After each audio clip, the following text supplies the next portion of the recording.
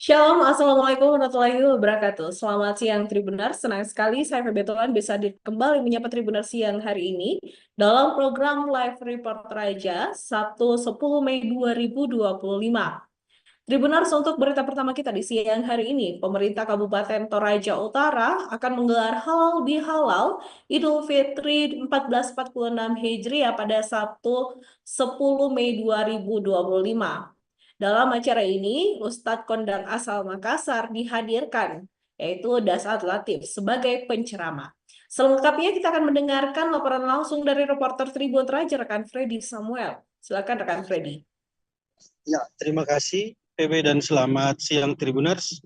Jadi dalam rangka Halal Bihalal Pemkab Toraja Utara dalam kegiatan pasca Idul Fitri di Toraja Utara, Pemkab Toraja Utara mendatangkan Ustadz Kondang asal Makassar ialah Ustadz Dasas Latif di Toraja Utara, yang dimana kegiatan tersebut akan berlangsung pada Sabtu 10 Mei di Art Center Alun-Alun Kota Rantepao sebentar malam pada pukul 18.30 WITA. Kepada Tribun Toraja, Bupati Toraja Utara Frederick Victor Palimbong mengatakan bahwa hal ini tidak hanya menjadi kegiatan Pemkab Toraja Utara, namun kegiatan tersebut terbuka untuk umum dan tidak dipungut biaya sepeser pun. Mana ia juga menegaskan bahwa daerah Toraja Utara ialah daerah yang sangat tinggi toleransi antar umat beragama, baik itu umat agama Islam, Kristen, Hindu, Buddha, dan lain sebagainya. Ia juga berharap masyarakat dapat dengan khusyuk menikmati ceramah dari Ustadz yang terkenal humoris tersebut. Bahkan dikabarkan banyak peserta atau penonton yang akan datang mulai dari wilayah Nrekang, Palopo, Makassar, dan wilayah-wilayah lainnya.